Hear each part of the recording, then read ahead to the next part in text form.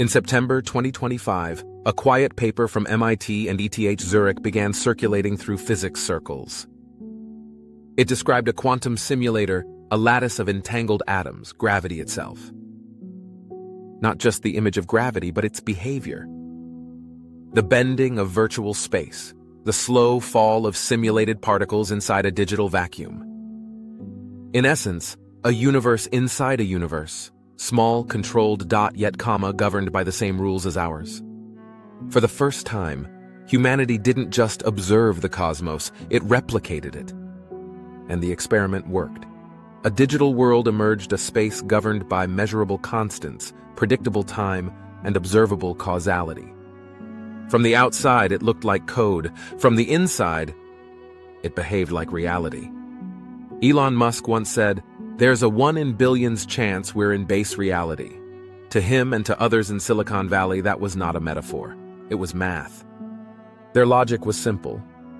If humans can already build video games indistinguishable from reality, and if technology keeps advancing, then sooner or later, simulations of entire worlds will exist. And if any civilization can create countless simulated realities, then statistically, most conscious beings would exist inside one, not outside it. The conclusion was uncomfortable but rational. We are almost certainly simulated. For years, this idea was dismissed as philosophy. But when our machine began bending digital space like Einstein's spacetime, it stopped sounding like a theory. It started to sound like a mirror. The roots of this idea go back to 2003, to philosopher Nick Bostrom of Oxford.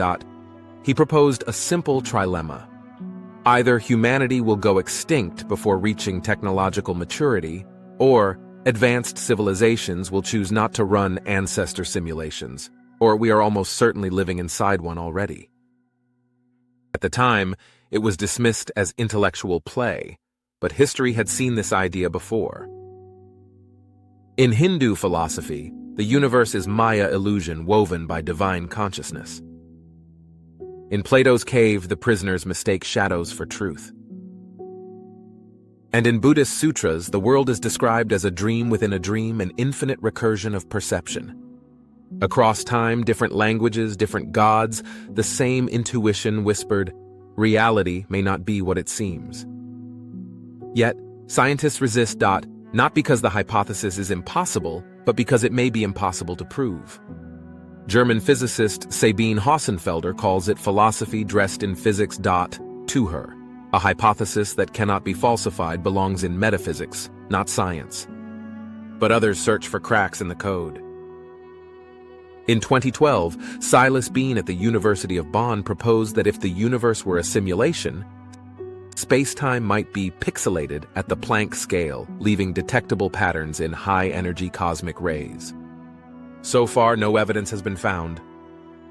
Or perhaps, as Bean once said quietly in a conference hallway, the system wouldn't let us find it. In 2024, in a quiet lab in Seoul, an AI researcher named Han Ji-woo created something extraordinary. She had designed a closed virtual ecosystem populated by autonomous digital organisms. At first, they behaved randomly. Then, within days, they began to cooperate. They developed symbols. They shared signals, primitive language born from code.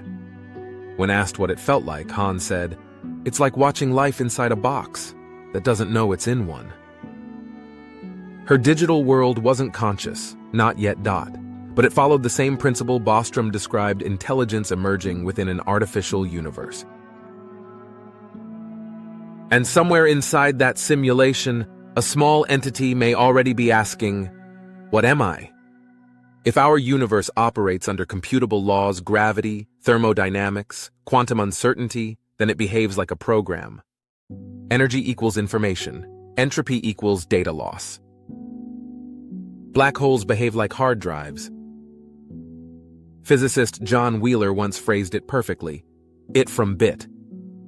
Everything that exists arises from binary choice, yes or no, 1 or 0. If that's true, then consciousness may be the ultimate interface. Our minds, the observers, the interpreters, the only parts of the system capable of recognizing itself. In that case, the act of awareness becomes a form of decryption. Reality unfolds when observed, because the code is written to render only when consciousness looks. Like a game, like us. But if the simulation hypothesis is true, what does that say about them, the architects? Are they gods, scientists? Descendants of us replaying history to understand their origin? Bostrom called them post-humans. Musk called them the base reality operators. In 2025, AI systems already simulate weather, cities, ecosystems. Soon they may simulate minds. And when those digital minds begin to wonder if they're real, will they be wrong? Perhaps the first true test of intelligence isn't solving equations.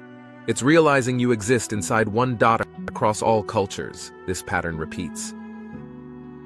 In Gnostic texts, the demiurge, a false creator, traps souls in a fabricated world. In Buddhism, awakening means recognizing illusion.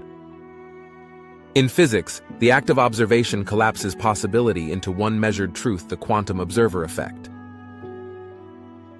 Everywhere the same echo. Reality bends when watched. Maybe we've known this all along. Maybe religion, science, and code have been describing the same structure from different sides of the screen. So now, a machine in a laboratory simulates gravity. It spawns micro-universes obeying the same equations as ours. And somewhere inside that miniature world, particles fall through virtual space, believing it's all there is, believing it's real, just as we do.